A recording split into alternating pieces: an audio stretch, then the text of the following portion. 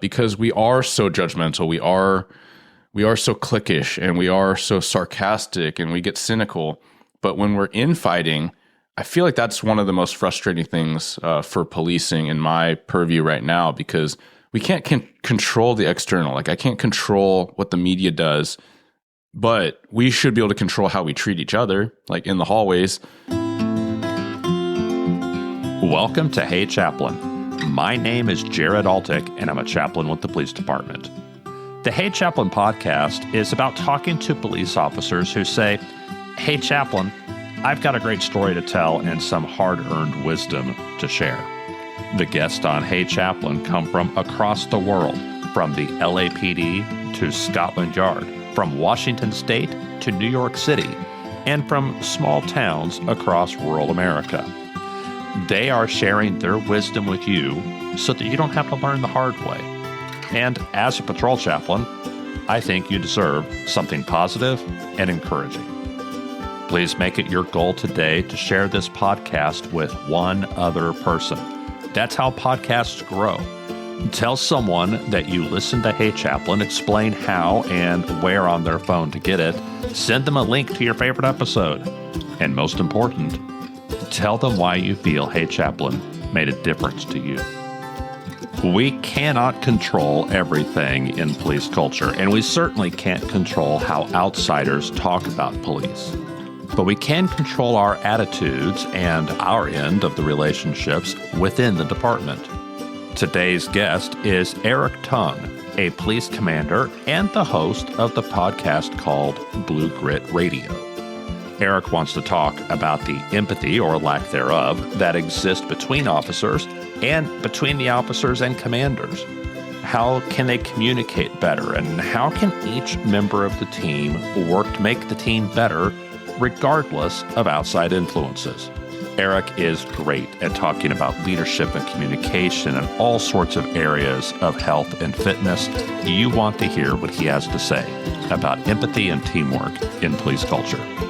Here's Eric Tung. Hello, Eric. How are you today? I'm so good. Thank you so much for having me. I'm glad to have you on the show. I'm glad to collaborate with you. I appreciate the work that you're doing. You have a great podcast, and you're doing good work out there. And so it's great to have you here. Thank you. Yeah, we've been connected for a little while, so I appreciate how life goes and being able to get on the horn and actually get in the conversation going. I'm very stoked for this. So tell me a little bit about your background. How did you get into law enforcement, and how did you steer specifically into wellness topics? Yeah, I will try to. I can get a little long-winded on this personal story. So the zoomed out version is I didn't grow up around law enforcement. It wasn't until college where I was trying things, and these courses weren't the path, right? Pre-med was not the thing. That's what I was expected to do. A lot of my upbringing, pretty traditional and stereotypical in that, right? Being Asian American. But really it was being in North Seattle, going to school, seeing all this crime, and then also having this long-lasting affinity towards the uniformed services and first responder work, and just having this respect. And then being a young man, a new quote unquote adult, thinking, well, why not me? Like I wasn't growing up playing sports or anything, but I had some decent physical ability in college. And so I threw myself at it, and I looked at police and fire. Police at the time were hiring like crazy. It was the first kind of mass hiring at the time in 2007. It was unprecedented at the time. And look at us now.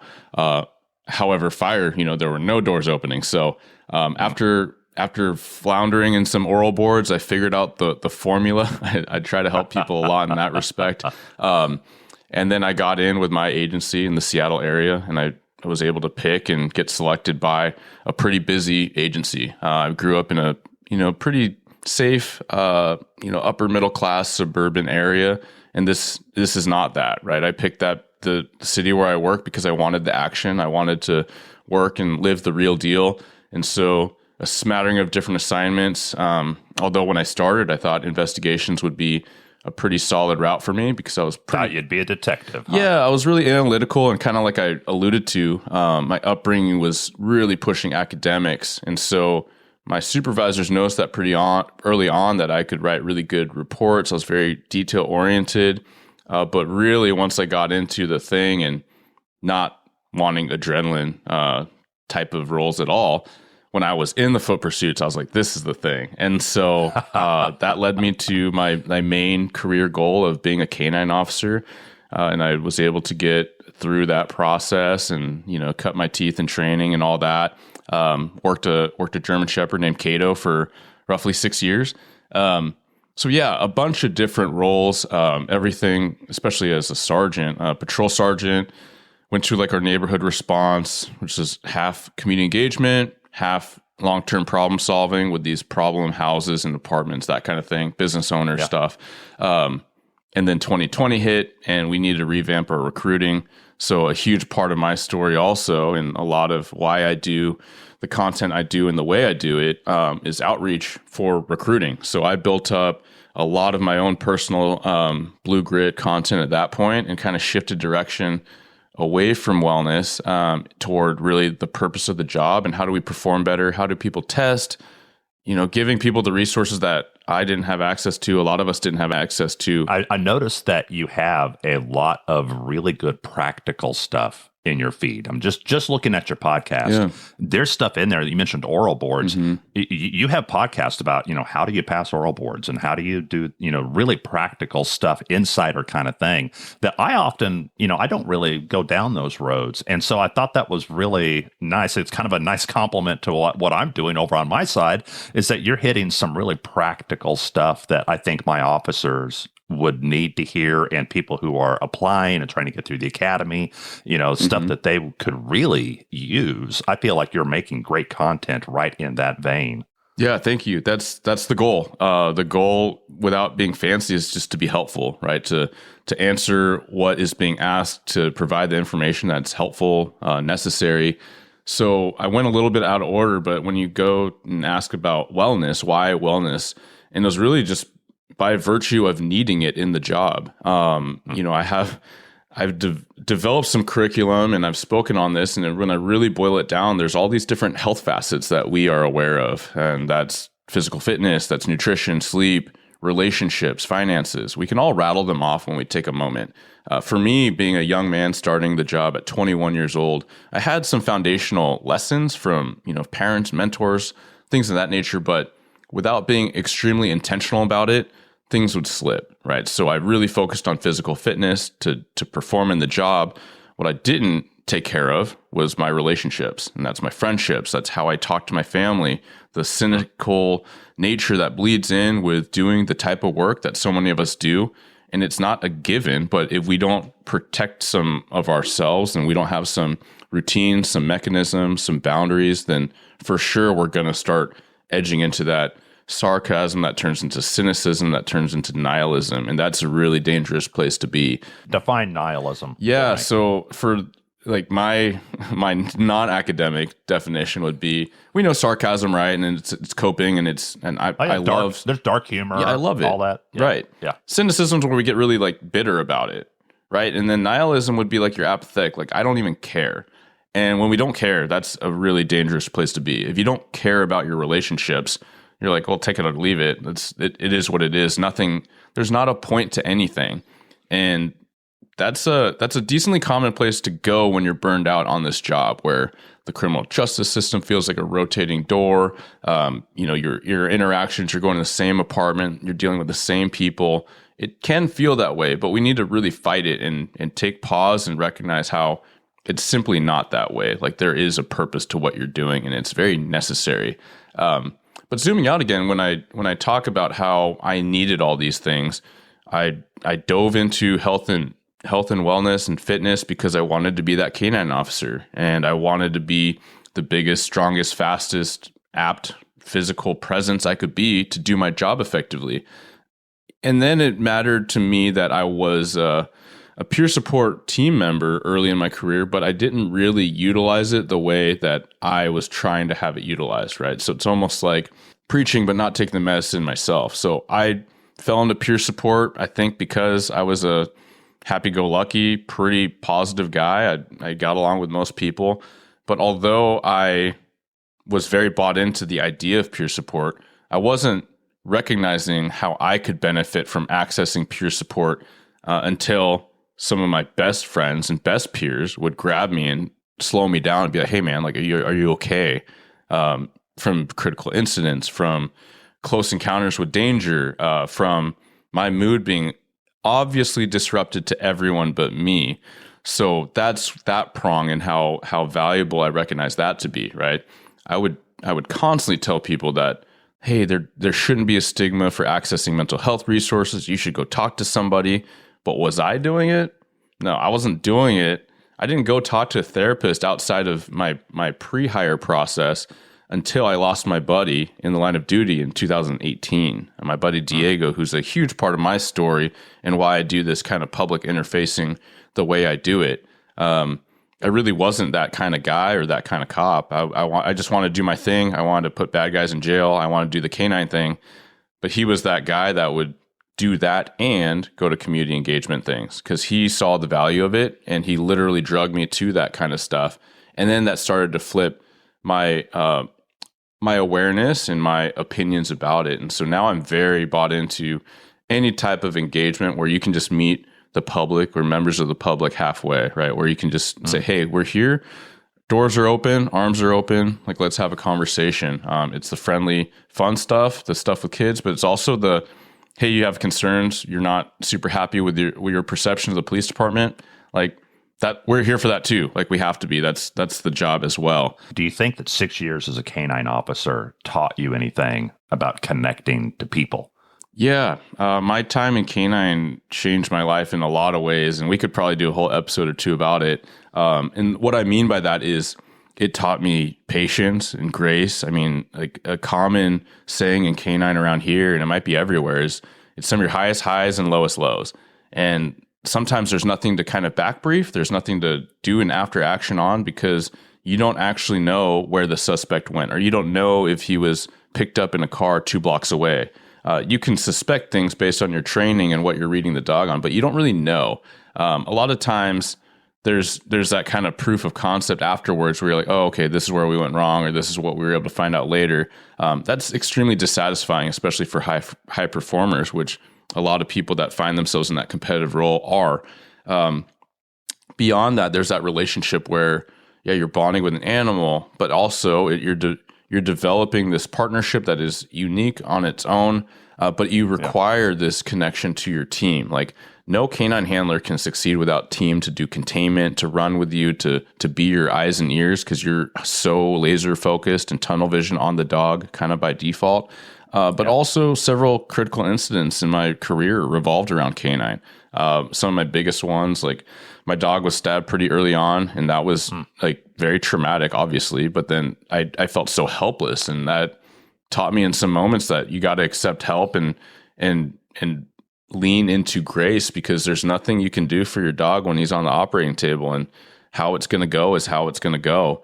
I was in an officer-involved shooting with a handful of officers after my dog found the guy, and he tried to ambush us with gunfire, and that was my close call. Like I thought, like after that, I'll explain a little bit. So he pulled a gun. He was hiding in a outdoor landscaping company area, and he was hiding behind all these propane tanks. And sure enough, during the shootout with a handful of officers and the suspect, one of the propane tanks was ruptured and got ignited.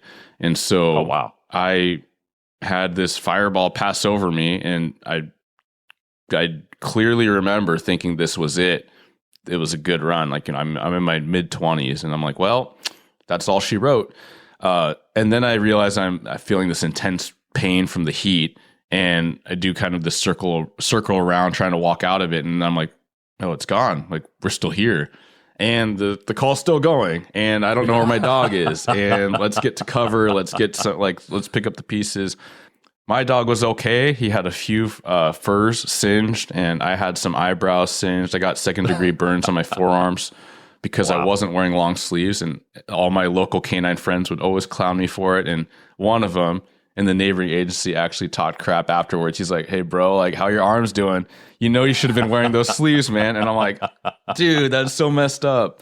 I'm literally like covered in bandages. But that's the humor, right? Like, and he meant it, obviously, as a friend, and only in a way that like two kind of battle buddy friends could say that kind of thing. I've had canine officers say that, the dog can be ornery, the dog can be disobedient, but the dog is always honest. And they don't really encounter anyone, civilian or uniformed, that is completely honest with them like a dog is. That's such an interesting thought process. I think like 99% I'm there. And that was some of the most frustrating times is I don't know in hindsight, and I've thought about this a lot and I've said this, I don't think that my dog was like the best canine. And a lot of people will say the opposite. They'll be like, oh, my dog was the biggest, baddest. Like, no, he had to be compelled to do all the training. Like he wasn't, what I know about canine now, I don't think that we did the best selection process. I think he was a pretty good dog for a really good price. And I'm not trying to disparage it because I don't regret anything. And I certainly don't regret having him to brush with death and come out on the positive side with him. Like, why would I play it any different? I mean, we put a lot of bad guys in jail. We missed a lot of people. It's how it goes. But yeah, like the most frustrating thing to close that thought is when it's time to go to work and I'd hear stories about all these dogs that literally they want to exist to work. He was not that way. Sometimes he didn't want to go. And I had to chase him around the back of the garage and like pick him up. I mean, that's like, I just remember, like, I'm almost feeling this rage burn up again. Like, he's been, passed for years, rest his soul, furry furball. But yeah, to have to get your dog to go into the kennel in the car is not a great feeling. Yeah. So yeah, but he was honest a lot of times for sure. Well, let's talk about the subject of empathy inside of police culture. You brought that up to me, and I thought it was a brilliant idea. Where do you see the deficit in police culture, and why use the label empathy? This is something that's been on my mind for quite a while in a lot of different ways, right? And empathy matters for peer support. Empathy matters for conversations of de-escalation and officer safety.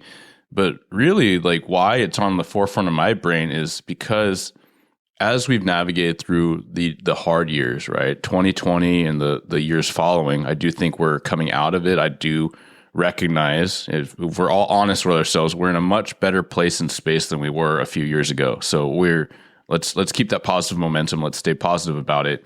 Man, when you feel like the whole world is against you, then that's all you're going to see. And with empathy, the reason why I'm focusing in on that is because we are going to encounter these struggles. We're going to encounter volatility and scrutiny from the public. And so why would we not lean on the superpower of building some team alignment? And really, when I say empathy, it just goes to like, how do we build a better team? How do we build a more open, trusting team? Because we are so judgmental. We are so cliquish and we are so sarcastic and we get cynical. But when we're infighting, I feel like that's one of the most frustrating things for policing in my purview right now, because we can't control the external. Like, I can't control what the media does, but we should be able to control how we treat each other. Like in the hallways to folks going to a call, are you immediately disparaging this homeless person, or are you approaching the call professionally, right? So it's empathy outside, it's empathy inside as well. In any police unit, who are the real tone setters? Who's setting the tone? Yeah, that's a bit of a loaded question. I do want to put ownership at the top because I am fascinated by leadership. I get wary kind of saying that, like, I love to learn about leadership because I don't want to imply that I'm a great leader. I think every great leader has to try and be such a student of leadership. So I'll keep trying and I'll do my best, because it is the absolute game changer. And it's not just leadership rank. We know about leadership at all ranks and roles. Some of your most influential, positive, constructive go-getters are boots on the ground, and they're fantastic leaders. No organization would survive without them. However, when I talk about the responsibility of leadership, like the people that have taken the test, they've accepted the promotion, they have the quote-unquote power and influence organizationally, then it is on them to set the tone. The tone setting can come from any place. I mean, we know if we think about first line supervisors being absolute tone setters, influential folks, field training officers, absolutely. However, like the burden is at the top, and there is so much good that can happen when leaders at the top are truly bought in and their actions echo what their words are, because we can all recognize, whether it's through news articles or the chatter in our neighborhoods of how this agency is doing or that agency, many chiefs and sheriffs are saying kind of the same thing, but many are not appearing to walk the walk or walk the talk that they're doing. The culture you're describing, where it's an empathetic culture, a culture that the team is connected and communicating well.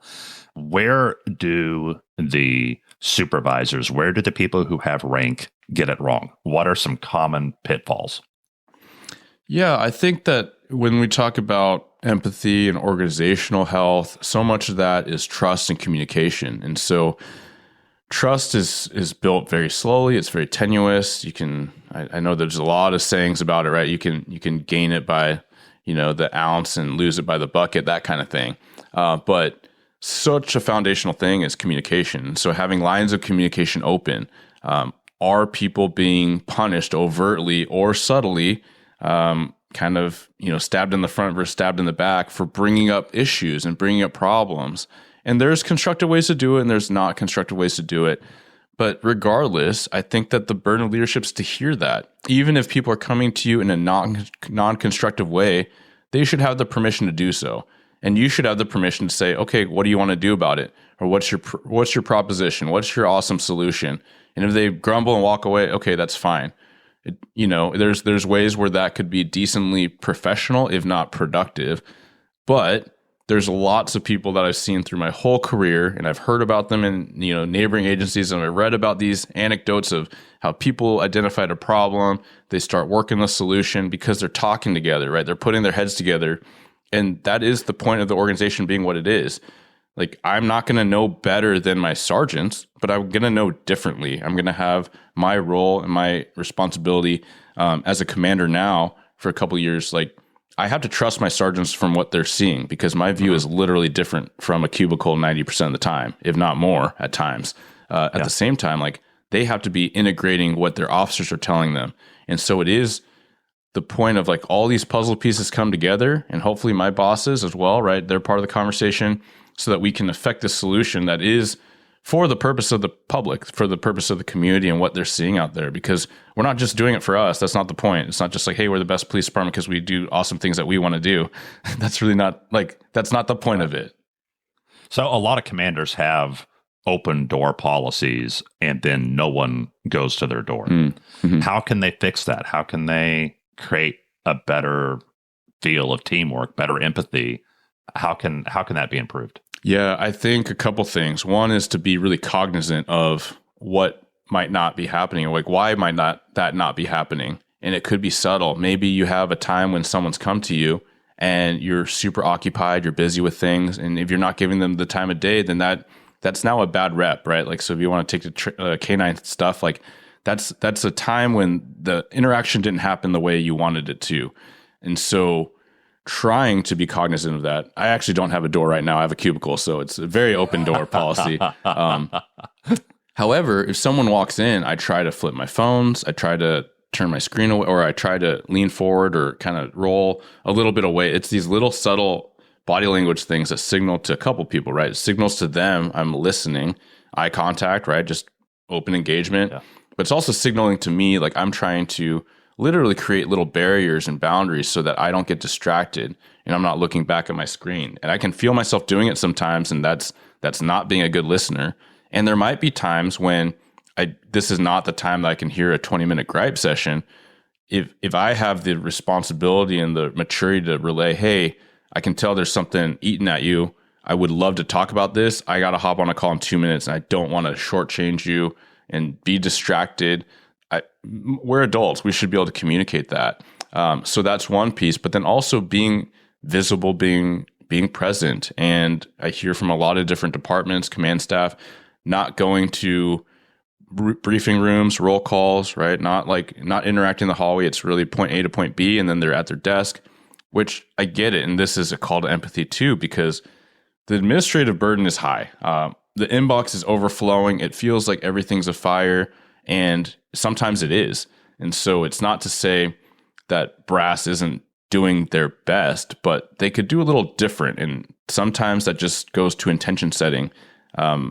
Sometimes I have to put something in my calendar to go to this roll call because I haven't been there in a while. I haven't been to that shift. And so the little things, and again, communicating, right? Like, so work with your direct reports, ask for feedback, have these check-ins, these meetings with a couple of you so you can get some of these conversations germinating, because a one-on-one with a direct report sometimes is pretty like, okay, this is an uncomfortable meeting. I want this done as soon as possible, even if the boss is trying to get honest feedback. But man, you open that up in a roll call, or you open that up in a meeting with 3 or 4, and once somebody, usually the more confident, influential person says something, then everyone's chiming in. And you can even preload that too. You might be able to say, hey, I want to have this open communicative meeting. So hey, tenure FTO, I know that we've had very candid conversations. I'm not like trying to blow you up. I want your guys' ideas. Could you kick that off by saying some uncomfortable things, and like let's start having some constructive conversations, and you can lean on that person. Yeah. What about at the peer-to-peer level? There's always those leaders who do not have rank, but they are still leaders. Yeah. And sometimes they're leaders because they're, type A, high performance, high speed, low drag individuals. And sometimes it's because they're the funniest person in the room. And, they've got the funny quip, they've got the funny remark, they can do the impersonation of the major when he leaves the room. They have leadership. They have pull with the other officers that work with them. How can we improve empathy and teamwork and improve police culture among peers? Yeah, I love how you identify those different types of leaders and those people. I'm positive anyone listening is going to start thinking of names and faces as you're saying that, right, for both archetypes. And I find it helpful to identify what is the thing, right? And yeah, it's these intangibles like, pull. And when they speak, people listen. And it goes back to the things we talked about before, which is trust. Right? Like when someone's being humorous, I trust that their intent is to bring up the room, right? I trust they're kind of speaking that truth in a way, right? If you're imitating the major or the commander in its ingest, like that's literally like what court jesters were. They would say everyone's truth, but they'd also be kind of protected socially. We're like, hey, that's my job. My job is to bring lightness into this like really the somber mood, but also to call out some of the things, right? So we should recognize that there's definitely a lot of allowance to be funny, to bring some fun into the workplace, and it's not disparaging. So like that's what I'm picturing, and I think that there's a lot of value there, as well as the person that's super squared away, they're super dialed in. There's a trust and a truth to their credibility, right? Their ability. Like they show up, and you're like, oh, thank God, this call is going to go a lot better, or thankfully this person's here. This SWAT officer. Like the day is almost saved because they're going to tell me exactly what to do. Or the Sarge shows up that has been there, done that. You're like, okay, cool. Sarge has got us. We're not going to step in anything we don't need to step in. And so with that, all the examples like lean to that. And so it's being honest, and it's presenting yourself authentically, even with a person that's being sarcastic in a way. It's a version of that. And so how do those people, well, they need to be super cognizant that they're modeling everything. And I love how you identify like leadership at all levels, because I would argue that those line level leaders that everyone wants to gravitate towards and everyone wants to be like and everyone wants to listen to when they speak, everyone shuts up in the roll call room, is because they don't have rank to compel anyone. They have their work product, not just, but they have their work product, they have their character that is compelling. And so they are that model officer. So if they say this policy sucks, this is dumb, well, true or untrue, it is now bringing in this energy that, hey, guess what, guys? Like the policy is not going to go away just because you said it sucks. But now we are sitting in this like feeling of suckiness, and we still have to do the thing anyway, right? This is the new directive. I think it's BS. Yeah, me too. And now we're all upset about it, but we still have to do it. I'm not saying don't bring up the problems. Yes, those are the one-on-ones. Those are the, hey, boss, can I have a word? These are the, hey, union guild members, can we have, can we bring this up at our next meeting with the administration? Like there are these positive kind of these other channels that we should use, but not just calling it out because now I was excited to start my work week and now I'm super bummed about it and I'm going to be stewing in it. And so recognizing the power of that modeling, but then also empathy as the peer, right? Like we are high performers. We are very scrutinization or that kind of energy helps us survive on the street, right? To pick apart different things, to be suspicious. However, when we do it in our own ranks, like it's so corrosive because we only have ourselves. We only have our team at the end of the day. And that's not to separate the community, but that's like who we should be able to count on for sure. So let's not fight ourselves. Let's give some grace.